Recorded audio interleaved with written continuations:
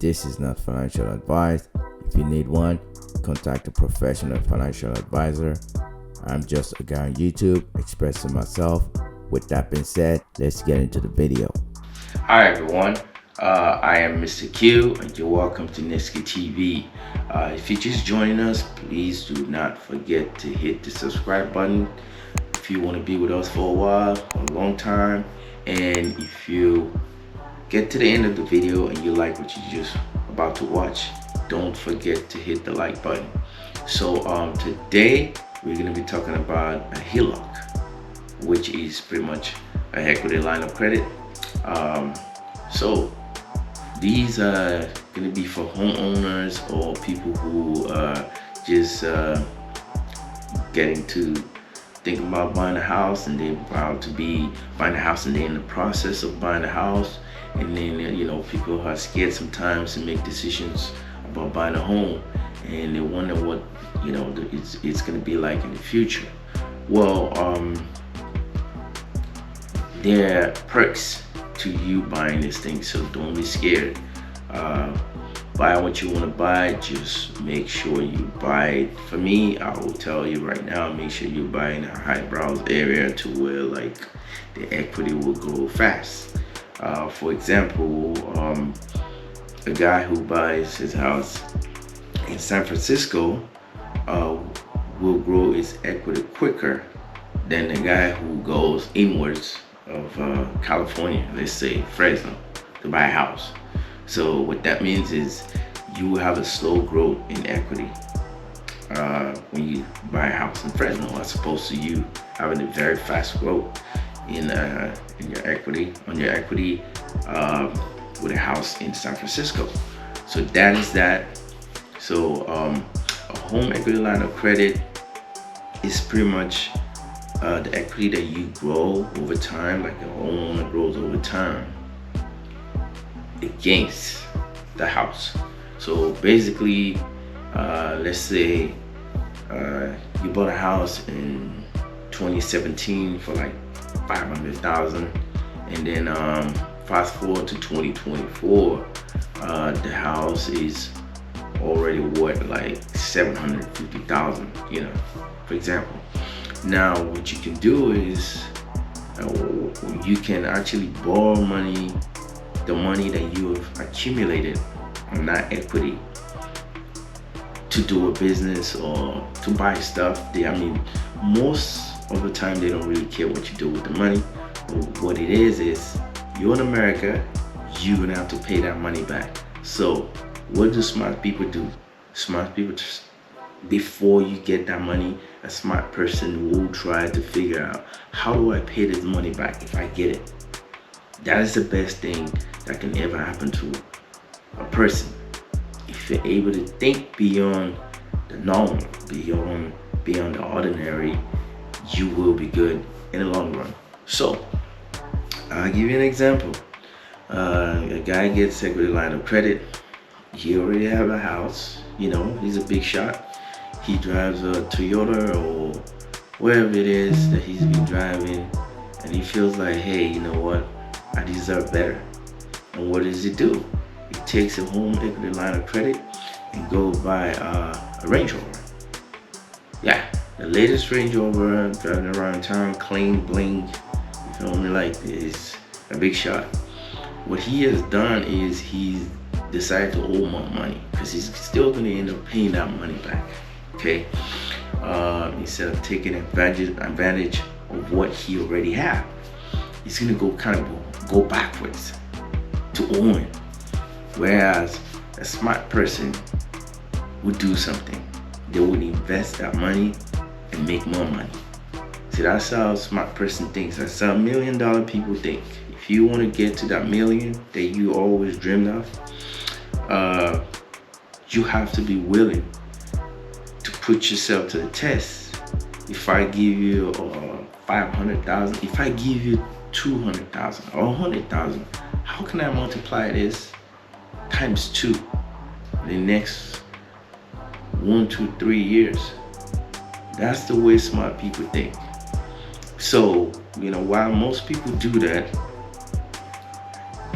you as a smart person will think outside the box. You will think outside the box. That's just how it is. That's how you know you're a smart person. You're gonna think outside the box, you're gonna make that money, and then you're gonna return that money to them while you still have the extra money that you made from that money. Does that make sense? Okay, I'll tell you what. One of the things that you can do, you can invest in real estate. And another thing that I've been looking at lately is a laundromat. They're very good business.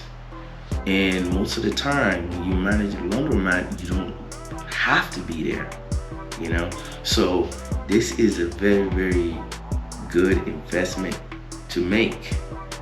You just go over there, make your schedule, go there, get your money, and stock the coins, stock the soap, and stock all kind of stuff in there, and then you take off again. That's how you manage it. And if you feel like, whoa, I want to be there all the time, it's my business, so be it. It's your business. Why not? If you have the time to look over your shoulder, you look over your shoulder.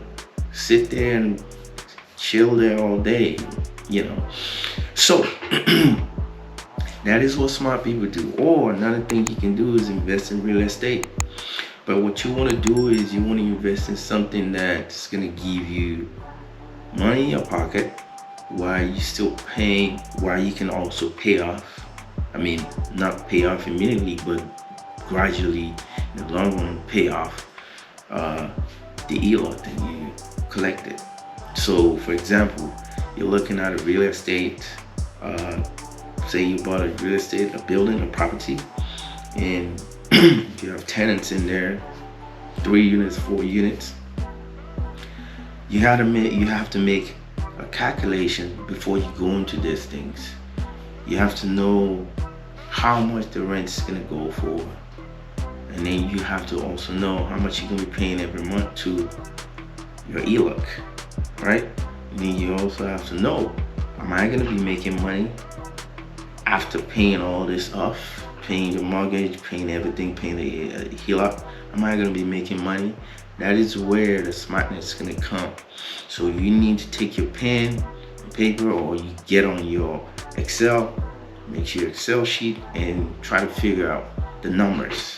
It's all about numbers, guys. If you wanna be a millionaire, remember, numbers matters. It matters. And I mean, I heard people say statistics don't matter. Yeah, it does. When you deal with statistics, big numbers, it matters. It lets you know ahead of time where things is gonna go in terms of numbers, okay? And it gives you a trace. This traces, you can actually see where you went wrong, what happened, what didn't happen with numbers. So here's what it is. Say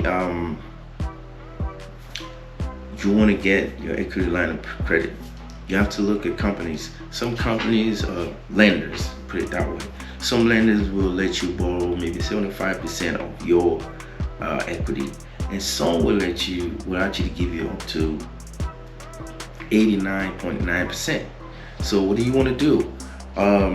You want to get enough money for you to be able to invest in something that's going to bring you money.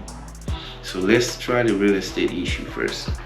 Okay, so I see a 3 unit, you know, somewhere in California, the 3 units going for maybe 600. Okay, and I pull out equity from my home. Let's say I pull out 150, let's just say. Well, if I pay my 20% down, 60, so you're looking at 120 grand, okay, for 600,000. And you want to put your 20%, so you're looking at 120. So if I paid 120, how much am I going to be paying towards the loan a month? And how much will I be having in my pocket right after this 3 spaces pay me my rent?